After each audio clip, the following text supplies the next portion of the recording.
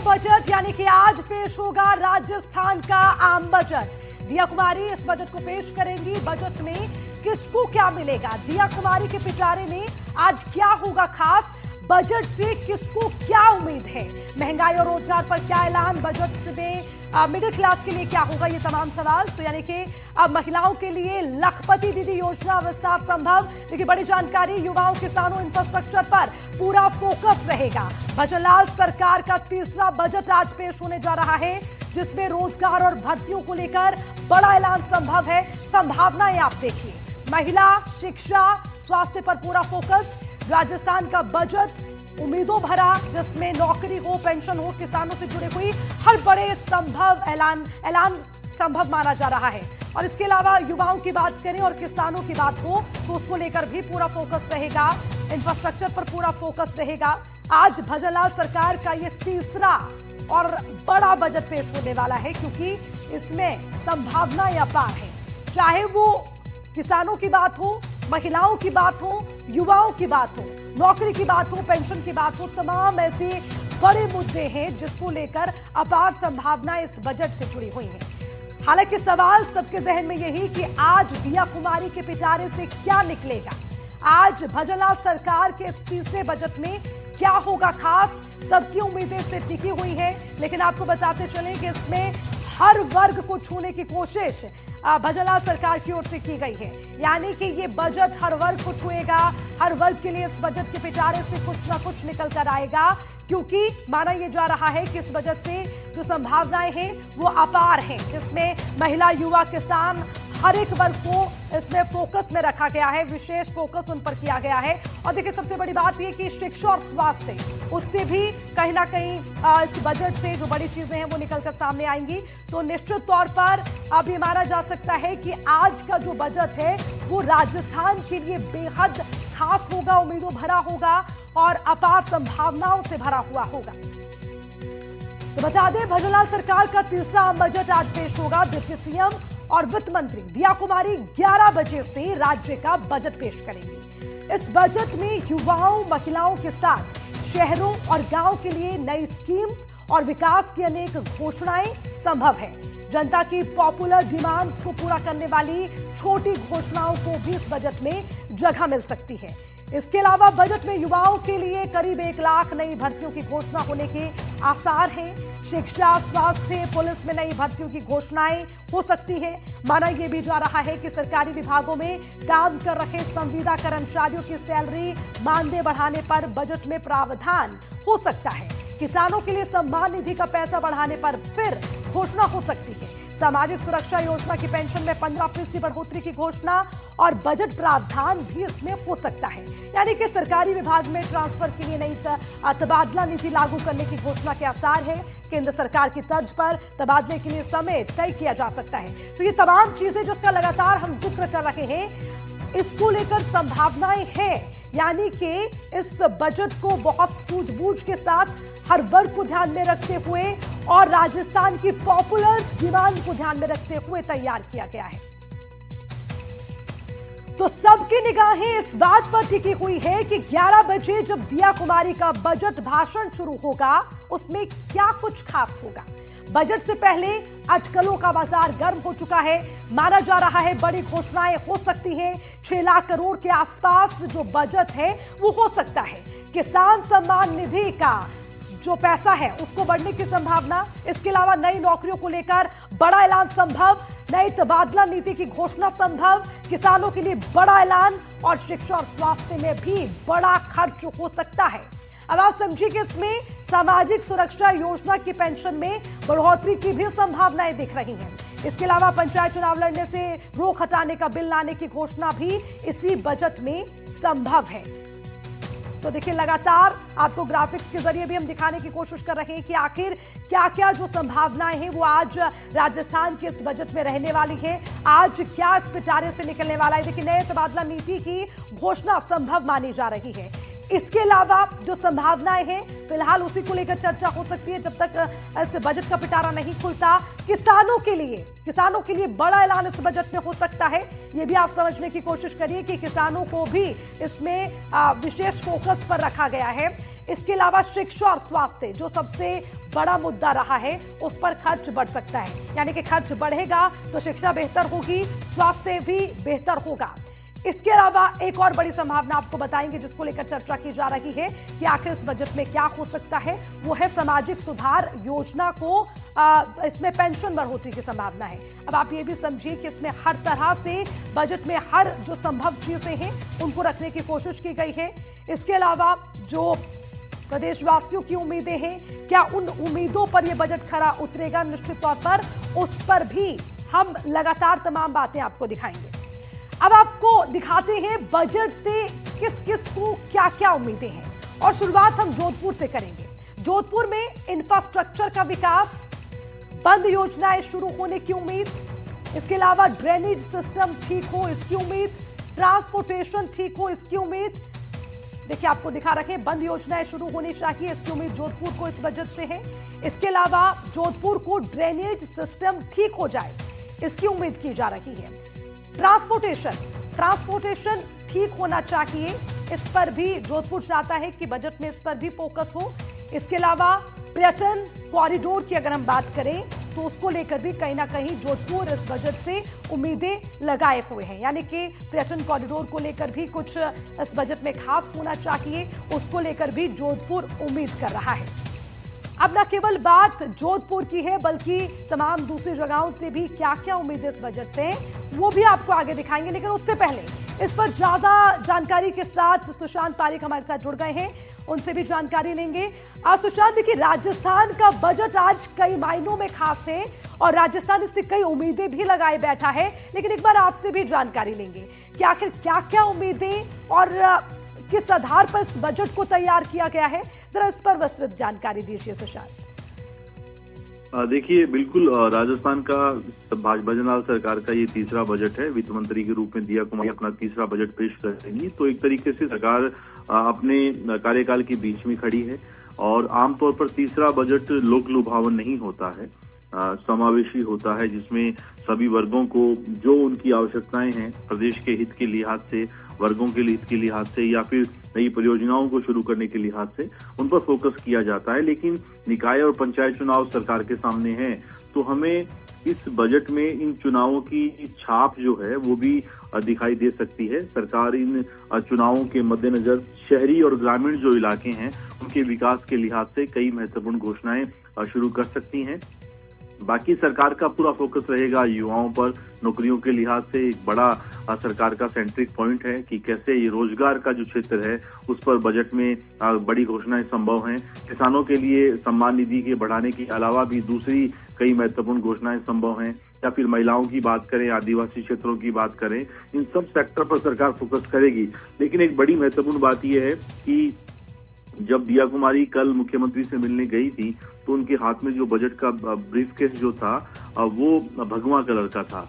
और आमतौर पर इससे पहले दो बजट जब उन्होंने पेश किए तो ब्राउन और लेदर कलर का जो ब्रीफकेस था। तो इस बार इससे भी प्रतीकात्मक सिंबॉलिक तौर पर ये समझा जा सकता है कि सरकार हो सकती है कि इस बजट में धार्मिक परियोजनाओं को लेकर या टूरिज्म को लेकर इस तरह की बड़ी घोषणाएं कर सकती हैं। वो एक संकेत के तौर पर, एक प्रतीकात्मक तौर पर देखा जा सकता है। ओवरऑल दिया कुमारी मुख्यमंत्री भजनलाल शर्मा सरकार की मंशा है कि राजस्थान में बहुत सारे नए नवाचार शुरू हों, बहुत सारी पिछली पुरानी योजनाएं जो अभी बीच में हैं उनके लिए नया बजट जारी हो, और बहुत सारी ऐसी घोषणाएं भी हों जिससे उन्हें पंचायत और निकाय चुनाव में लाभ हो। ठीक है सुशांत, आप नजर रखिएगा लगातार। जिस तरह से आपने जानकारी दी है कि लोक लुभावना नहीं होगा, लेकिन जो राजस्थान की पॉपुलर डिमांड्स हैं या फिर जो राजस्थान के लिए बेनिफिशियल होगा उस पर पूरा फोकस इस बजट पे किया जाएगा, ये संभावनाएं लगातार दिख रही हैं। ठीक है सुशांत, आपसे आगे भी जानकारी लेंगे। शुक्रिया तमाम जानकारी के लिए। तो निश्चित तौर पर जैसे कि सुशांत ने भी कहा और लगातार संभावनाओं पर चर्चा भी हम कर रहे हैं कि इस बजट में चाहे युवा हो, किसान हो, उस पर पूरा फोकस है, स्वास्थ्य हो, शिक्षा हो, उस पर फोकस है, और इंफ्रास्ट्रक्चर पर पूरा फोकस रहेगा। ये उम्मीदें फिलहाल इस बजट से लगाई जा रही हैं।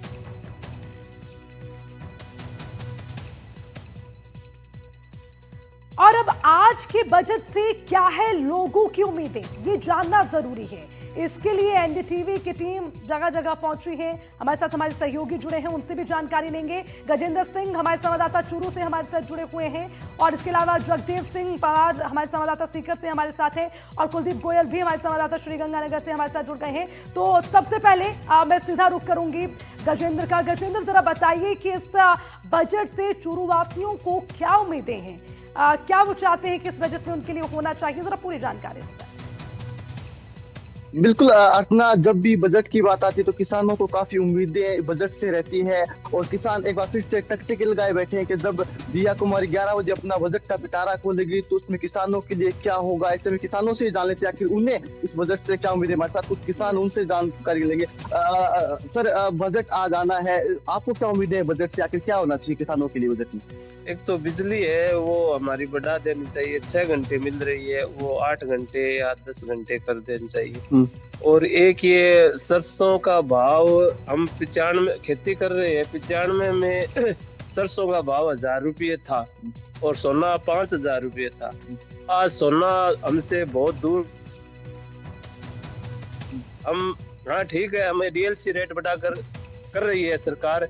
हम जमीन बेच के बच्चों की शादी कर रहे हैं, सोना खरीद फसलों से हमें सोना नहीं खरीदा जाता और हम जमीन बेच के बच्चों की शादी कर रहे हैं। आप कह रहे हैं मतलब फसलों के दाम बढ़ाए जाए? दाम बढ़ाए जाए, फसल के दाम वही पड़े हैं और सोना और बहुत आगे चला गया है।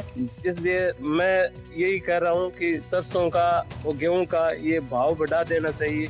ये इससे हमारा खर्चा ही चलता है। हम जो सामाजिक गतिविधियां है वो उसमें हम जमीन बेच के भाग ले सकते हैं, वरना नहीं ले सकते। तो देखिए, किसानों का अपना दर्द है। अंकल, आपको क्या उम्मीदें हैं इस बजट से? हमें इस बजट से ये उम्मीद है कि किसानों को सबसे बड़ी समस्या है खाद और बीज और पानी। अब जो पीछे देखा गया तो DAP खाद है, कितनी किल्लत थी और बड़ी मारामारी चल रही थी यहाँ चूरू जिले में, और बीज वितरण में भी नकली पाया गया। हालांकि माननीय कृषि मंत्री जी ने कई जगह गंगानगर कई जगह फैक्ट्रियों में कार्रवाई की, नकली बिलों के नकली बीज है, नकली खाद है, उनको बनाने वाली फैक्ट्रियों में पकड़ा, उसके लिए उसको धन्यवाद। लेकिन फिर भी इन माफियाओं पर पूर्ण रूप से कार्रवाई होनी चाहिए। एक जो बिजली है वो जो रात को ज्यादा दी जाती है वो दिन में देने की कोशिश करें ताकि किसानों को राहत मिल सके। यहाँ चूरू जिले में जो नहर आई है उसमें नहर में यहाँ सलाह शहर और तारनगर 2 नहर की व्यवस्था है, माने निकले हुए। लेकिन किसानों के लिए पानी की जो बारी है तो रेगुलेट है, वो रेगुलेट नहीं बना हुआ है। अब कुछ कह रहे वो सरकार वो डिग्गी बनाएगी, लेकिन डिग्गी कब बनेगी, कैसे बनेगी? तो किसानों को नियमित रूप से पानी की व्यवस्था की जाए और डिग्गी बनाई जाए। तो देखिए, अपना तमाम प्रकार किसानों की उम्मीदें हैं और निश्चित रूप से हम भी उम्मीद करते हैं कि जब दिया कुमारी अपना पिटारा खोलेगी तो निश्चित रूप से किसानों के लिए काफी अच्छा होगा। सम्मान निधि की बात हो या फिर अन्य जो धीरे-धीरे और भी क्या उम्मीदें हैं इसको लेकर भी आपके पास आएंगे, लोगों से जानेंगे क्या चाहते हैं। अब मैं जगदेव सिंह के पास जाऊंगी सीधा, क्योंकि सीकर की बात हम करेंगे। जगदेव, देखिए सीकर वासी क्या चाहते हैं, आज बजट के पिटारे से क्या उनके लिए निकल कर बाहर आए? जी अर्चना, बताना चाहूंगा आज जो है राजस्थान सरकार का जो तीसरा बजट आने वाला है, इस बजट से आम आवाम को काफी उम्मीदें है। इसमें जो है युवाओं को, किसानों को और आम वर्ग जो है महिलाओं को, हर वर्ग को जो है इस बजट से काफी उम्मीद है।